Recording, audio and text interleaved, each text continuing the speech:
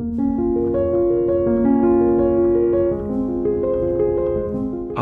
trained to be a driving instructor. I wanted to help people.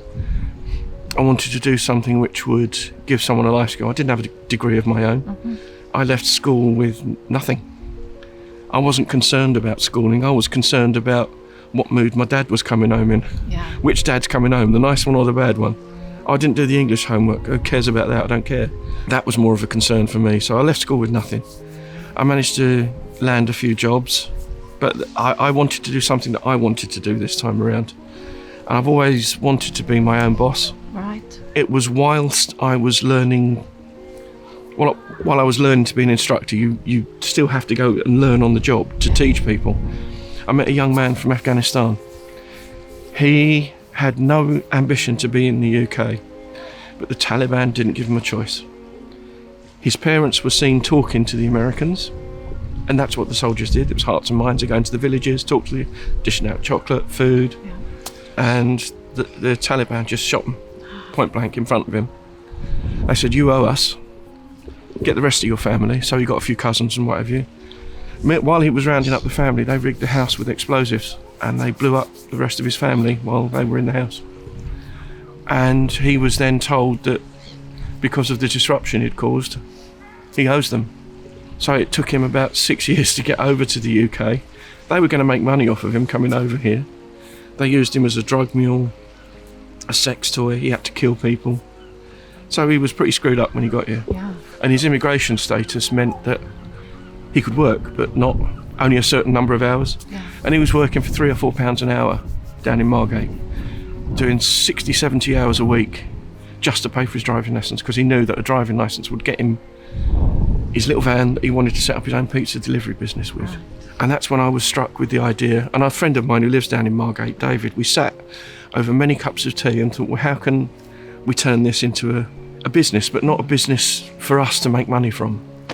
How can we turn this into a business that, yes, I can pay the bills, because we've all got bills to pay, but how can we make it a cause for good? Yeah. So we looked at Formula One, thought, okay. Well, that's expensive. It is bloody expensive. I wouldn't mind just one of those sponsors helping me out.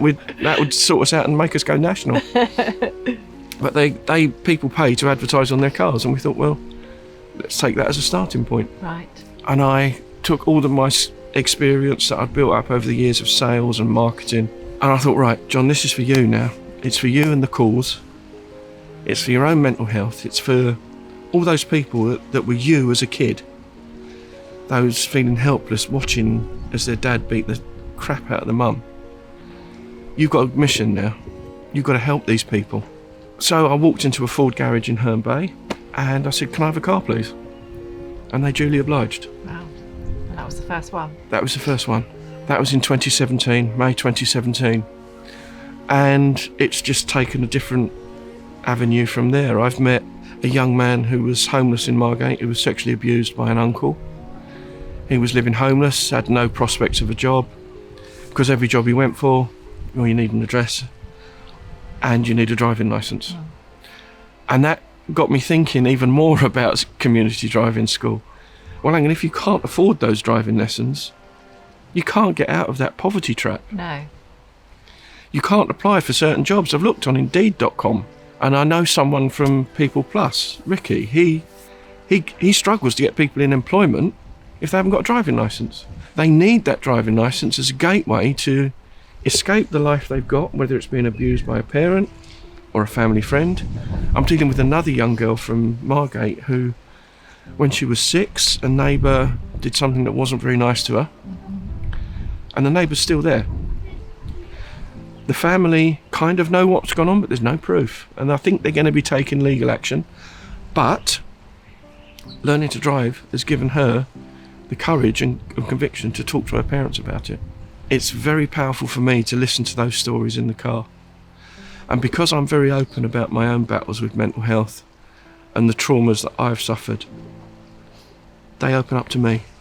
And it's important that people who become involved in community driving school have their own stories to tell, and indeed they have. The people I've got around me, they've all got their own stories. They may come out in time, but They understand where we're coming from and why we're doing what we're doing. Yes, I would love to. If I earned $1 million, great. I don't want $1 million myself.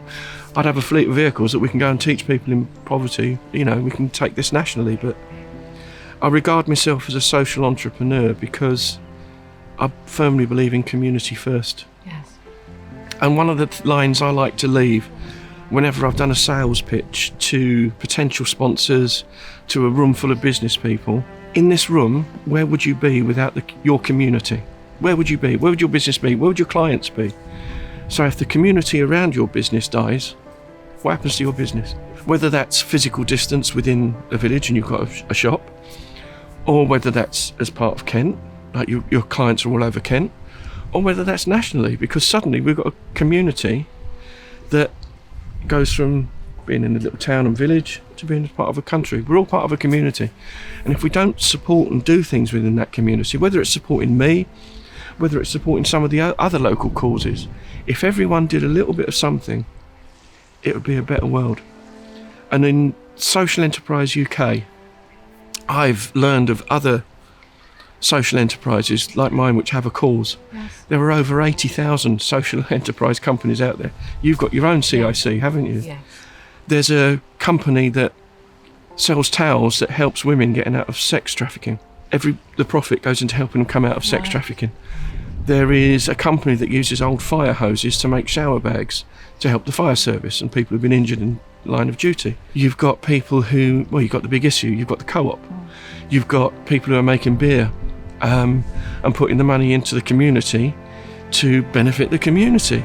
And that you think, well, hang on, well, there's a whole wealth of social enterprises out there. Social entrepreneurs have got a skill that they can sell things, like yourself. You can sell things, you've got this idea, but you've got a community value. And that's where I think the value is in being a social entrepreneur. So can I just ask how, you've spoken quite a few times about that your students, and they've all had very, very difficult journeys. Is there, how do you decide which students you take? Do you take any student, and how does that work? Do they pay for their lessons, or is it a different kind of working relationship? That's a big question. That's a good one as well.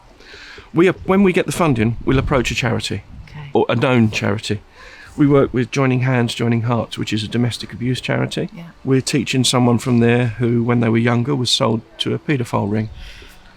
And her first two husbands were so violent to her, when she got in the car for lessons with me, it was the first time she'd been in a car with a strange man.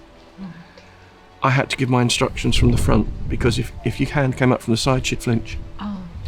So we work with charities to identify the people. And because they can't necessarily afford the lessons, they can still earn them, whether that's working in the community, Right. volunteering, committing to go back to education. The young girl I was talking about in Margate, she's going back to education. We've got someone who was a regular user of marijuana. Now, we can't take people if they've got drug issues. And his social worker has said he's committed to stopping there because he wants his driving lessons and to volunteer, and he's going to work in a drug rehabilitation centre. Wow.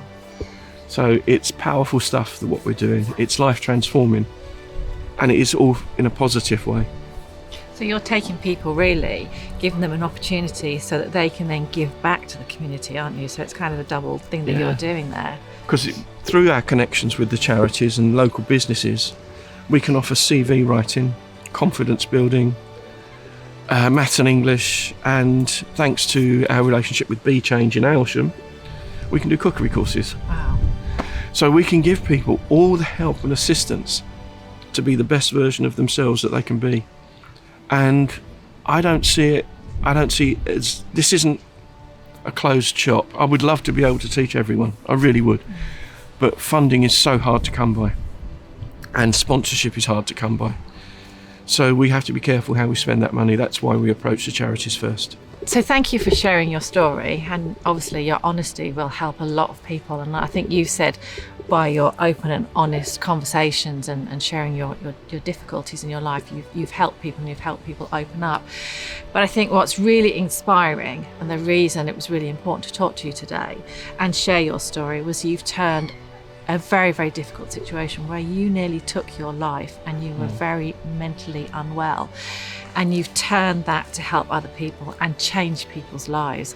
And I think, you know, I know people around you that look at you as a total inspiration, and I would like everybody to take from this that if they are struggling, that they can turn their lives around and they can be as amazing as you.